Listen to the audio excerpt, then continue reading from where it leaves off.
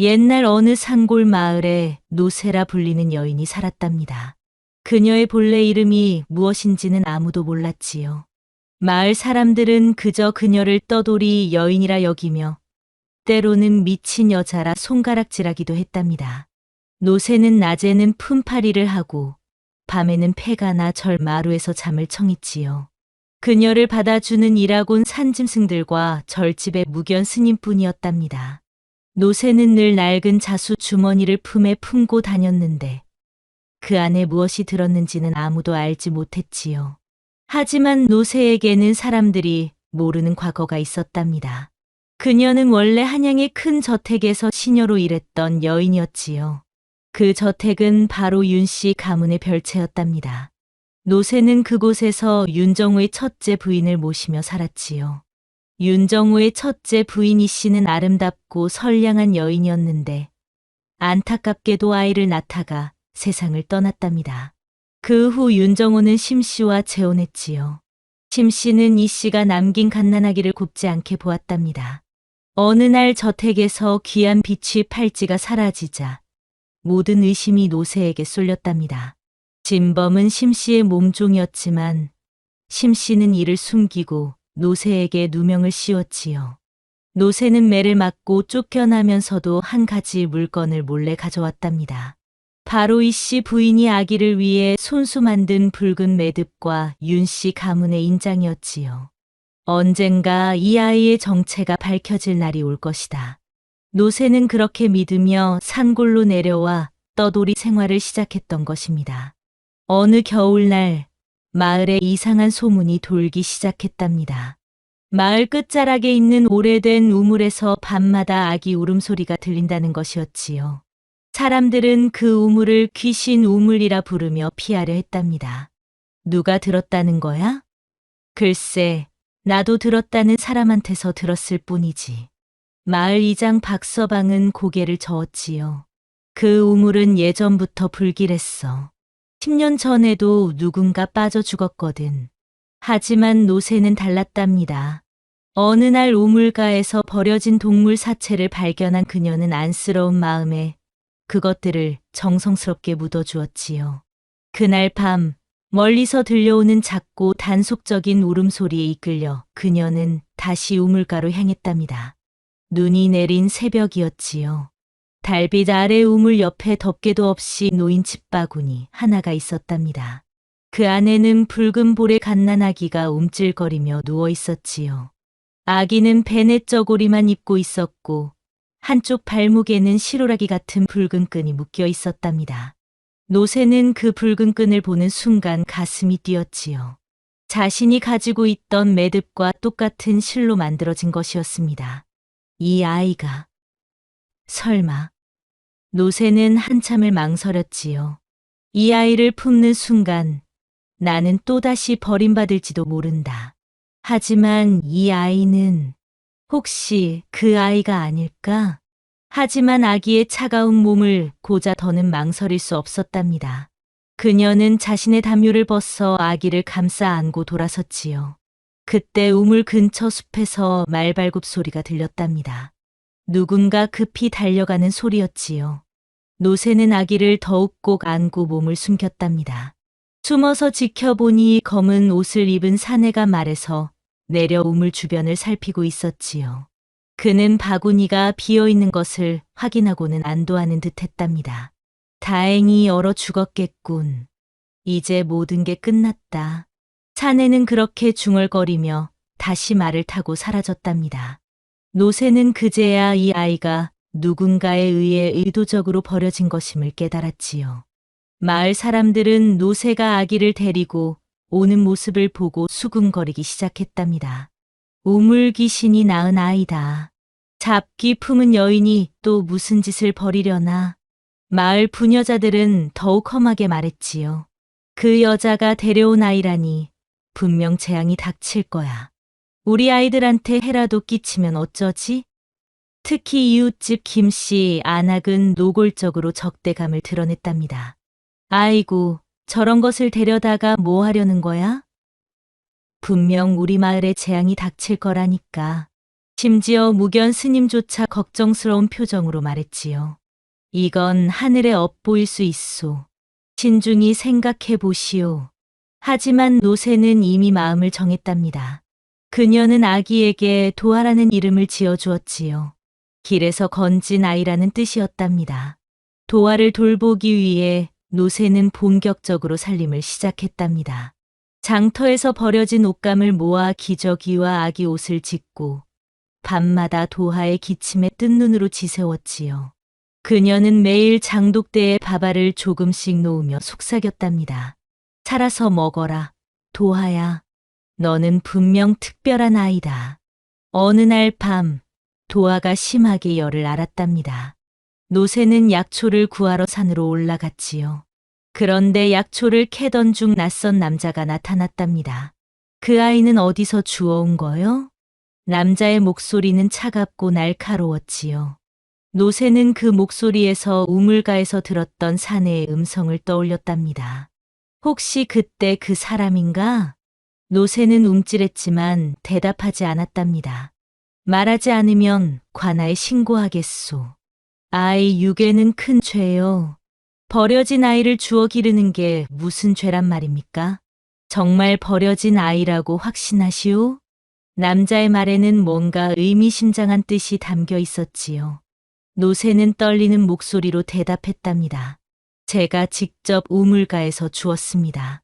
남자는 의미심장한 미소를 지으며 사라졌답니다. 그날 밤부터 노새는 누군가 자신들을 지켜보고 있다는 느낌을 받았지요. 며칠 후 더욱 이상한 일이 일어났답니다. 마을에 한양에서 온 듯한 상인들이 나타나 사람들에게 물어보기 시작했지요. 혹시 이 근처에서 아이를 주운 여인이 있다고 들었는데 그 아이가 어떻게 생겼는지 궁금하군요. 노새는 이들이 보통 상인이 아님을 직감했답니다. 그녀는 도아를 데리고 며칠간 산속 움막에서 숨어 지냈지요. 마을 아이들이 도아를 괴롭힐 때면 노새가 대신 맞으며 말했지요. 이 아이는 내 것이다. 특히 양반집 아들 진수는 유독 도아를 미워했답니다. 내가 뭔데 우리 마을에서 살려고 하느냐. 어디서 온 건지도 모르는 주제에 어느 날 진수가 도아를 우물에 빠뜨리려 했을 때 노새가 달려와 진수를 미쳤답니다. 진수는 땅에 넘어지며 울기 시작했지요. 으앙, 거지 여자가 나를 때렸어. 곧 진수의 아버지 진봉수가 화를 내며 찾아왔답니다. 감히 남의 자식을 때렸다고? 죄송합니다. 하지만 제 아이를 해치려 해서. 내 아이? 주워온 것이 무슨 내 아이야? 진봉수는 노새를 몇 대 때리고 갔답니다. 도아는 울면서 노새의 상처를 어루만져 주었지요. 어느 날 마을 수영이 노새를 불러 경고했답니다. 기록 없는 아이는 관아로 보내야 한다. 그럴 수는 없습니다. 이 아이는 제가 기르겠습니다. 그럼 출생 신고를 해야 한다. 누가 낳았고 어디서 태어났는지 말이야. 저희 언니가 낳은 아이입니다. 언니는 아이를 낳다가 돌아가셨어요. 노새는 급하게 거짓말을 지어냈답니다. 그럼 언니의 이름과 출생지를 적어내시오. 도하의 출생지를 묻는 문서가 내려왔고 노새는 큰 결심을 했답니다. 그녀는 이순애라는 실존하지 않는 언니의 이름을 적어 관청에 올렸지요. 도하를 지키기 위한 거짓말이었답니다. 다시 버려지더라도 너만은 품겠다.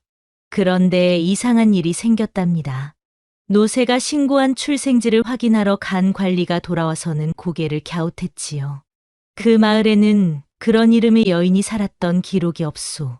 기록이 잘못되었을 수도 있지 않습니까? 시골 기록이 다 정확하겠어요? 노새는 식은땀을 흘리며 대답했답니다. 수령은 의심스러운 눈으로 노새를 바라보았지만 더는 추궁하지 않았지요. 하지만 마을에서는 소문이 돌기 시작했답니다. 노새가 거짓말을 한 것 같아. 그 아이 출생이 뭔가 수상해. 세월이 흘러 도아가 말문이 트이기 시작하자 그 아이는 종이와 글자에 남다른 호기심을 보였답니다. 노새는 무견 스님에게 부탁하여 몰래 글을 배우게 했지요. 도화는 책 한 권을 하루 만에 외우는 등 놀라운 기억력을 보였답니다.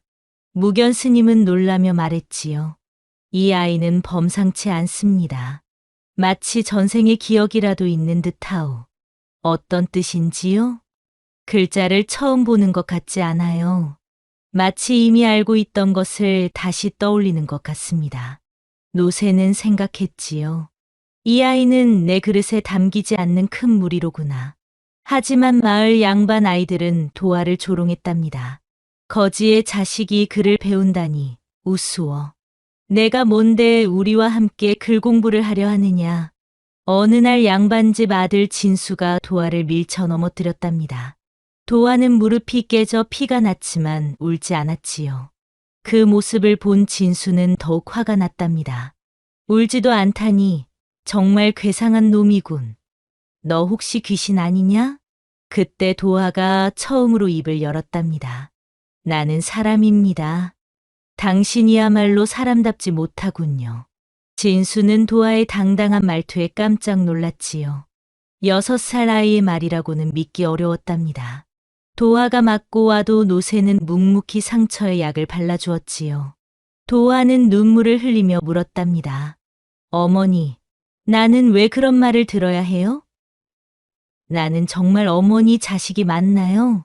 노새는 가슴이 찢어지는 듯 했지만 조용히 대답했지요. 너는 내가 낳은 것보다 더 소중한 내 아이다. 피는 배신해도 마음은 배신하지 않는단다. 그럼 나의 진짜 부모는 누구예요? 내 진짜 부모는 너를 버린 사람들이 아니라 너를 사랑하는 사람이다. 노새는 더 이상 도화를 마을에 보내지 않고 산 아래에서만 공부시켰답니다. 어느 날 노새가 갑작스레 열병으로 쓰러졌지요. 도화는 어머니가 죽을까봐 무서워서 장터에서 몰래 쌀을 훔치려다 붙잡혔답니다. 이 도둑놈아, 어른도 없이 무슨 짓이냐. 장터 주인이 도화의 귀를 잡아 끌었을 때 무견 스님이 나타나 도화를 구해주었지요. 이 아이는 어미가 병들어 그런 것이니 용서해 주시오. 스님은 도화에게 말했지요. 이제 너는 사람을 위해 살아야 한다. 그것이 내 어미를 살리는 길이다. 무슨 뜻인지요, 스님? 너에게는 특별한 재능이 있다. 그 재능으로 세상을 바꿀 수 있어. 도화는 스스로 결심했답니다. 관청에 가서 과거를 보겠어요. 노새는 처음엔 반대했지요. 아직 어린 내가 무슨 과거를. 그리고 우리 신분으로는. 어머니, 저는 꼭 성공해서 어머니를 편하게 해드릴 거예요. 그리고 저의 진짜 정체도 알아낼 거예요. 도화의 결연한 눈빛을 본 노새는 결국 허락했답니다. 하지만 마음 한편으로는 걱정이 컸지요.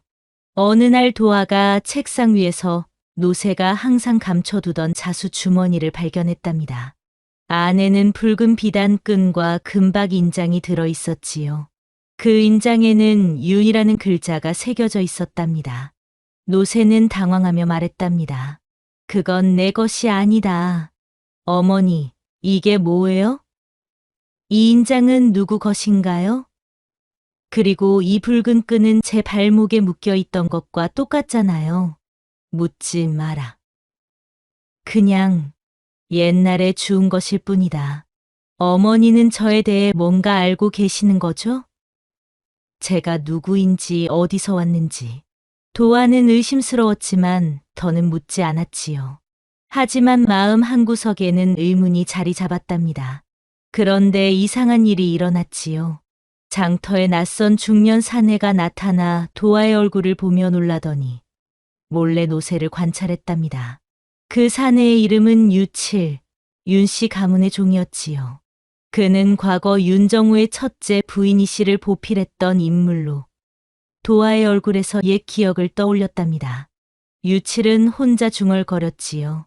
저 얼굴, 이씨 부인과 도련님을 쏙 빼닮았군. 하지만 그럴 리 없어. 분명 죽었다고 했는데. 아니다. 혹시. 며칠 동안 유칠은 계속 장터에 나타나 도화와 노새를 지켜보았답니다. 그는 도화의 행동거지와 말투까지 유심히 관찰했지요. 틀림없다. 저 아이는 분명. 그리고 확신을 갖게 되자 곧장 한양으로 올라가 윤 씨 가문의 일을 보고 있지요. 도련님, 혹시 그 아이가 살아있을지도 모릅니다. 윤 씨가의 주인 윤정호는 깜짝 놀랐답니다. 그럴 리 없다. 그 아이는 분명 죽었어. 하지만 얼굴이 똑같습니다. 그리고 그 여인, 노세라고 부르는 여인은 예전에 저희 집에서 일했던 시녀입니다. 뭐라고? 노세가? 윤정호는 깊은 생각에 잠겼지요. 10여 년 전 자신의 부인 심 씨가 낳은 아이를 둘러싼 그 끔찍한 음모를 떠올렸답니다. 만약 정말이라면 심 씨가 한 일이 드러날 수도 있어. 한편 도화는 무견 스님과 함께 더 깊은 공부를 시작했답니다. 스님은 도화에게 단순한 글자뿐만 아니라 경전과 역사, 정치에 대해서도 가르쳤지요.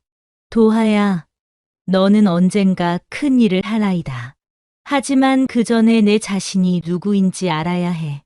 저는 그냥 노세 어머니의 아들 도화입니다. 그게 전부가 아닐 거야. 내 안에는 다른 피가 흐르고 있어. 스님의 말에 도화는 더욱 혼란스러워했답니다. 드디어 도화가 지역 소과에 응시할 날이 되었답니다. 마을 사람들은 비웃었지요. 거지 자식이 무슨 과거를 그리나 알겠어? 하지만 도화는 당당히 시험장에 들어갔답니다. 시험 문제는 어려웠지만 도화에게는 쉬웠지요. 그는 붓을 들고 막힘없이 답안을 작성했답니다. 며칠 후 결과가 발표되었답니다. 도화는 장원으로 이름을 올렸지요. 마을은 소란스러웠답니다. 거지 여인의 자식이 장원이라니. 아무래도 수상해. 그 아이에게 뭔가 비밀이 있는 것 같아. 속임수를 쓴 게 아닐까? 마을 이장 박서방이 관아에 찾아가 말했지요. 수령님, 그 아이의 출생을 다시 조사해 보셔야 할 것 같습니다. 관아에서는 도화의 출생 내역을 다시 조사하기 시작했답니다. 수령이 노새를 불러 다시 물었지요. 정말로 그 마을에서 낳은 아이가 맞소? 그렇습니다. 그런데 다시 확인해 보니 그 마을에 이순애라는 여인의 기록이 전혀 없소. 어떻게 된 거요? 노새는 출생기록 위조 사실을 감추려 했지만 도화가 그것을 눈치챘지요. 어머니, 뭔가 숨기고 계신 거죠? 아니다. 아무것도 숨기는 것 없다. 그럼 왜 그렇게 불안해하세요? 그리고 제 진짜 부모는 누구예요? 도화는 더 이상 참을 수 없었답니다. 그는 진실을 확인하러 홀로 한양으로 떠나기로 결심했지요. 어머니, 저는 한양에 가서 제 정체를 알아보겠어요. 안 된다. 한양은 위험한 곳이야. 어머니께서 말씀해 주시지 않으면 제가 직접 찾을 수밖에 없어요. 이별하는 날 밤, 노새는 도화의 손을 꼭 잡으며 말했지요. 무슨 일이 있어도 내가 내 아들이라는 건 변하지 않는다. 하지만 내 진짜 정체를 알게 되면 나를 버릴지도 모르겠구나. 그런 말씀 마세요. 저에게는 어머니가 전부예요. 한양에 도착한 도화는 하숙집을 구하고 서점에서 심부름꾼으로 일하기 시작했답니다. 그곳에서 그는 많은 책을 읽으며 세상 공부를 했지요. 하지만 한양 생활이 순탄하지만은 않았답니다. 어느 날 밤, 도화가 하숙집으로 돌아가는 길에 검은 옷을 입은 사내들이 나타났지요. 너가 그 시골에서 올라온 놈이지? 저를 찾으시는 이유가 뭔지요? 묻지 말고 조용히 따라와라. 도화는 직감적으로 위험을 느끼고 골목길로 도망쳤답니다. 사내들이 뒤쫓아왔지만 도화는 어릴 적 산골에서 뛰어다니며 길은 민첩함으로 간신히 벗어날 수 있었지요. 놓쳤군. 다음에는 더 조심해야겠어. 사내들의 말을 들은 도화는 누군가 자신을 노리고 있다는 것을 깨달았답니다. 며칠 후 서점에서 일하던 중 또 다른 위기가 닥쳤지요. 한 관리가 들어와 도화의 신분을 조사하기 시작했답니다. 이 아이의 출생 서류를 보여주시오. 서점 주인 김노인이 당황하며 대답했지요. 저 저희는 그저 심부름꾼으로 쓸 뿐입니다. 시골에서 올라온 아이라고 들었는데 정확한 출신지가 어디요? 도하는 식은땀을 흘리며 준비해둔 거짓말을 했답니다. 저는 경상도 안동 근처 작은 마을에서 왔습니다. 안동? 그럼 사투리를 써보시오. 도하는 당황했지요. 자신은 안동 사투리를 전혀 모르거든요.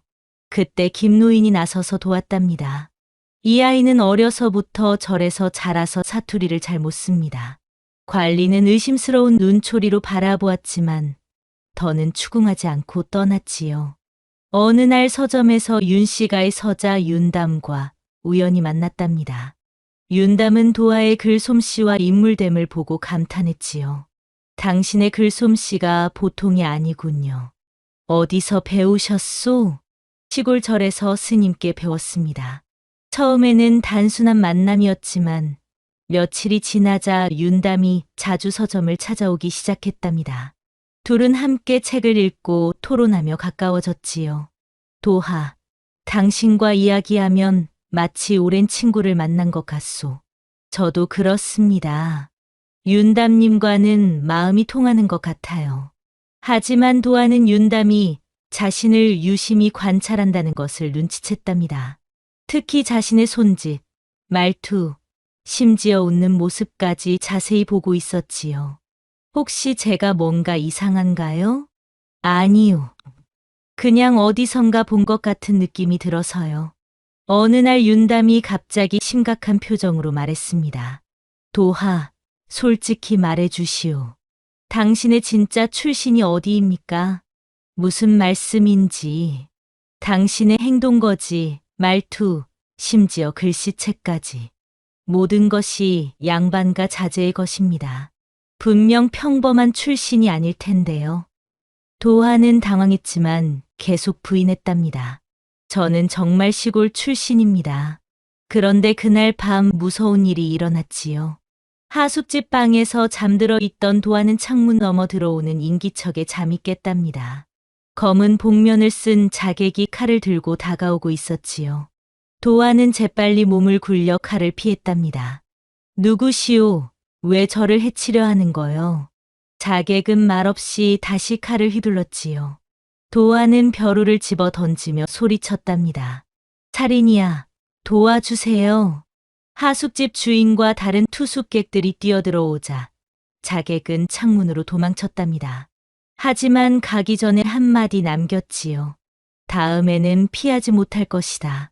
이 사건 후 도하는 더욱 조심스럽게 행동했답니다. 그리고 윤담에게 조심스럽게 물어보았지요. 윤담님, 혹시 제가 누군가에게 위험한 존재인가요? 윤담은 놀란 표정을 지었답니다. 무슨 일이 있었소? 도하는 자객 습격 사건을 털어놓았지요. 윤담은 심각한 표정이 되었답니다. 정말 만약에 당신이 제가 생각하는 그분이라면 매우 위험할 수 있습니다. 그분이라는 게 누구를 말하는 건가요? 윤담은 한참을 망설이다가 말했습니다. 제게는 이복형이 있었습니다. 하지만 태어나자마자 죽었다고 알고 있어요. 그런데 당신을 보면 설마 제가? 아직 확신할 수는 없지만 만약 그렇다면 당신을 제거하려는 사람들이 있을 겁니다. 그 말을 듣고 도하는 더욱 혼란스러워졌답니다. 자신이 정말 윤 씨가의 핏줄이라면 왜 누군가 자신을 죽이려 하는 걸까요? 며칠 후 더욱 위험한 일이 일어났답니다. 서점에서 일하던 중 윤 씨가의 신복으로 보이는 사내가 나타났지요. 김서방, 그 아이를 잠깐 빌려주시오. 무슨 일로 그러시는지요? 우리 도련님이 책을 좀 배달시키라고 하셨소. 도하는 불안했지만 거절할 수 없었답니다. 사내를 따라 나선 도하는 인적이 드문 골목으로 끌려갔지요. 여기는 어디인가요? 배달할 곳이 많나요? 조용히 하고 따라와라. 그때 갑자기 여러 명의 사내들이 나타나 도하를 에워쌌답니다. 이제 끝이다. 조용히 사라져라. 위기의 순간 윤담이 나타났답니다. 그만두시오. 그 아이에게 손대지 마시오. 도련님, 어떻게 여기에? 내가 뒤를 밟아왔소. 어서 물러나시오. 윤담의 등장으로 도하는 간신히 목숨을 건졌답니다. 그날 밤 윤담이 도하에게 모든 것을 털어놓았지요. 당신이 누구인지 이제 확실해졌습니다. 그리고 누가 당신을 노리는지도요. 도대체 무슨 일인가요? 당신은 제 이복형입니다. 그리고 제 어머니가 당신을 죽이려 하고 있어요. 당신의 글솜씨가 보통이 아니군요. 어디서 배우셨소? 시골절에서 스님께 배웠습니다. 혹시 집안이 어디신지 물어도 될까요? 도하는 망설이다 답했답니다. 저는 그냥 시골 출신입니다. 며칠 후 윤담이 다시 찾아와 말했지요. 의형제를 맺지 않겠소? 하지만 도하는 거절했지요. 나 같은 자는 어디에도 속하지 않습니다. 무슨 말씀입니까? 당신은 분명 범상한 출신이 아닐 텐데요. 그 기품과 지식이 윤담의 말에 도하는 더욱 의심을 품었답니다. 자신의 출생에 대한 의문이 깊어졌지요. 그런데 윤씨가에서는 도하의 존재를 의심하며 뒷조사를 시작했답니다. 출생 무렵 사라진 핏줄의 행방과 도하가 지니고 다니는 붉은 끈이 연결되었지요. 윤담은 혼란스러워했답니다. 도하가 내 이복형일 수 있다니. 윤씨가의 정실 부인 심씨는 불안해하며 남편에게 말했지요. 그 아이를 그냥 둘 수는 없어요. 혹시라도 진짜라면 우리가 한 일이 모두 드러날 거예요. 진짜일 리 없소. 당신이 직접 확인했지 않소? 하지만 만에 하나라도 그 아이가 살아있다면 우리는 끝장이에요. 심씨의 목소리는 떨리고 있었답니다. 10여 년 전 그녀는 남편의 첫째 부인이 낳은 아이를 질투해 몰래 처치하려 했던 것이지요. 유치를 시켜서 그 아이를 우물에 버리라고 했잖아요. 분명 죽었을 텐데. 조용히 하시오. 혹시 누가 들으면 어떻게 하려고. 윤정호도 불안해하기 시작했답니다. 만약 그 아이가 정말 살아있다면 자신의 정당한 후계자가 되는 것이니까요. 한편 도하는 한양에서 더 많은 것을 배우고 있었답니다. 서점 주인 김노인은 도하의 재능을 알아보고 특별히 아껴주었지요. 도하야, 너는 보통 아이가 아니다. 내 안에는 뭔가 특별한 것이 있어. 무슨 말씀이신지요? 내 말투, 행동거지, 그리고 글씨체까지. 모두가 양반과 자제의 것이야. 분명 숨겨진 비밀이 있을 거다. 그때 한 손님이 서점에 들어왔답니다. 그는 도하를 보더니 깜짝 놀랐지요. 혹시 윤씨가와 관련이 있나요? 아니요. 저는 그런 집안과는 상관없습니다. 하지만 그 손님은 계속 도하를 유심히 바라보았답니다. 그는 윤씨가와 거래하는 상인이었는데 윤정우의 젊은 시절 모습을 기억하고 있었지요. 정말 닮았군. 너무 닮았어. 그날 밤 도하는 자신의 출생에 대해 깊이 생각해 보았답니다. 그리고 다음날 윤담을 다시 찾아갔지요. 윤담님, 저에게 솔직히 말씀해 주세요.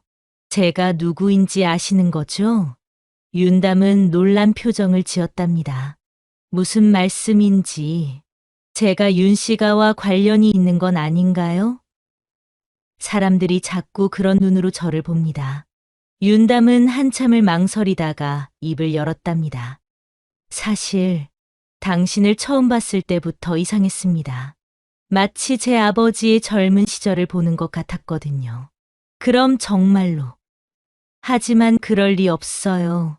제 이복형은 태어나자마자 죽었다고 들었습니다. 도하는 충격을 받았답니다. 자신이 정말 윤씨가의 핏줄일 가능성이 있다는 것을 처음 알았기 때문이지요. 그날 밤 도하는 노새에게 편지를 썼답니다. 어머니, 저에 대한 진실을 알려주세요. 제가 정말 누구인지, 어디서 온 건지. 더 이상 숨기지 마세요. 며칠 후 노새의 답장이 왔답니다. 나는 너를 얻고 다시 사람의 세상에 발을 들였다. 내가 없었다면 나는 진작 이 세상을 떠났을 것이다.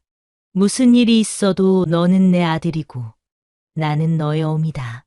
하지만 내가 정말 알고 싶다면 이것을 보아라. 편지에는 눈물 자국과 함께 붉은 자수 매듭 하나가 동봉되어 있었지요. 그리고 작은 종이 쪽지에는 이렇게 적혀 있었답니다. 너는 윤 씨가의 첫째, 부인 이 씨가 낳은 아들이다. 나는 그때 그 집에서 시녀로 일했고 내가 버려지는 것을 보고 몰래 가져온 물건들을 간직해왔다. 언젠가 내게 돌려주려고. 도아는 편지를 읽고 큰 충격을 받았답니다. 그리고 결심했지요. 이제 내 이야기를 찾겠다. 윤 씨가에서는 도아의 출생 정황과 유물을 통해 그의 정체를 확인했답니다. 도아가 윤 씨 집안의 정실 소생임이 거의 확정되었지요. 과거 정실 부인 심 씨의 시샘으로 인해 아이가 죽은 것으로 위조되어 버려졌던 사실이 드러났답니다. 유칠은 중얼거렸지요. 핏줄은 핏줄이로다. 아무리 숨겨도 드러나는 법이지. 윤정호는 복잡한 심정이었답니다. 한편으론 아들이 살아있다는 기쁨이, 다른 한편으론 그동안 저지른 죄에 대한 두려움이 교차했지요. 윤 씨가의 사자가 도아에게 도착하여 정중히 친가로의 귀환을 청했답니다. 도아 도련님, 그간의 고생은 우리 가문이 알지 못했던 일입니다. 이제 본래 자리로 돌아오십시오. 도아는 복잡한 감정으로 고향으로 내려가 노새를 찾아갔답니다. 어머니, 이제 모든 걸 알았어요. 노새는 담담히 말했지요. 그 집은 널 낳았지만 기르진 않았지 않느냐. 진짜 부모는 피가 아니라 사랑으로 정해지는 것이다. 하지만 어머니, 저는 이제 어떻게 해야 할지 모르겠어요. 내 마음이 시키는 대로 하거라. 어떤 선택을 하든 나는 내 편이다. 도아는 갈등했답니다. 어머니를 외면하고 핏줄을 따르는 것이 효인가? 하지만 저희 진짜 신분을 안 이상. 그런데 윤 씨가에서는 도아를 완전히 자신들 편으로 만들기 위해 계략을 꾸몄답니다. 도아를 정식 후계자로 세우기 위해 관직을 제안하고 뇌물까지 보냈지요. 동시에 도아를 완전히 자신들 편으로 만들기 위해 노새의 신분 문제를 조사하기 시작했답니다. 그 여인이 아이의 출생을 위조했다면 사문서 위조죄로 처벌할 수 있습니다. 그럼 도아는 우리에게 의지할 수밖에 없겠군. 심 씨는 차갑게 미소 지었답니다. 여전히 노새를 제거하고 싶어 했지요. 관아에서 출생 서류 위조 사실을 확인하고 노새를 체포했답니다. 노새는 잡혀가면서도 한마디 변명하지 않았답니다. 나는 죄를 짰다. 하지만 그 아이를 구한 것만은 후회하지 않는다. 소식을 들은 도아는 급히 달려와 관아에 직접 출두해 증언했답니다. 그녀가 없었다면 나는 세상에 없었소. 법적으로는 죄가 될지 모르나 도덕적으로는 그분이 나의 진짜 어머니요. 관리들은 어리둥절했답니다. 윤 씨가의 적자가 천민 여인을 어머니라고 주장하는 것을 어떻게 받아들여야 할지 몰랐지요. 윤 씨가에서는 반박했답니다. 노새는 천민이요. 사문서 위조자입니다. 그런 자를 어머니라 할 수는 없소. 그렇다면 당신들은 지난 10여 년간 그 아이를 어디에 두었단 말이오? 무견 스님이 나타나 과거 사건을 증언하고 도하의 성장사를 상세히 진술했답니다. 이 아이는 버려져 죽을 뻔했던 것을 노새가 구해 길렀습니다. 혈연보다 사랑이 더 큰 것 아니겠습니까? 왕실 특명으로 재조사 명령이 내려졌지요. 이 사건이 궁궐까지 알려진 것이었답니다. 그때 예상치 못한 일이 일어났답니다. 윤담이 관아에 나타나 고백했지요. 당신이 나의 이복형일 수 있다는 것을 안 순간 더는 모른 척할 수 없었습니다. 윤담, 너는 지금 뭘 하는 거냐? 윤정호가 다급히 말렸지만 윤담은 계속했답니다. 제 어머니 심씨가 도아를 몰래 버리라고 유칠에게 명령했습니다. 저는 그때 어렸지만 모든 것을 봤습니다. 유칠도 결국 입을 열었답니다. 나는 명령을 따랐을 뿐이오. 하지만 양심의 가책에 그 아이가 정말 죽었는지 확인하러 갔다가 이미 없어진 것을 보고 정말 죽은 줄 알았소. 그럼 누가 그 아이를 데려간 거요? 그건 노새가 아니었을까 싶습니다. 도화가 어릴 적부터 가지고 있던 붉은 자수 매듭과 금박 인장이 가문의 유물로 확인되었답니다. 이 씨 부인이 직접 만든 것이었지요. 왕실에서 도화의 신분을 공식 확인했고 정실 부인 심 씨는 폐문 처분을 받았답니다. 하지만 문제는 아직 끝나지 않았지요. 윤 씨가에서 도화를 후계자로 맡겠다고 했지만 도화는 조건을 내걸었답니다. 내 어머니 노새가 공인되지 않는다면 이 자리는 받을 수 없습니다. 무슨 말씀입니까? 이제 진짜 신분을 찾았는데 제게는 저를 기른 어머니가 더 소중합니다. 조정 내에서도 의견이 분열되었답니다. 일부는 천인을 어미로 삼는 건 국법 위반이라 주장했지요. 적자가 천민을 어머니라 하면 질서가 무너집니다.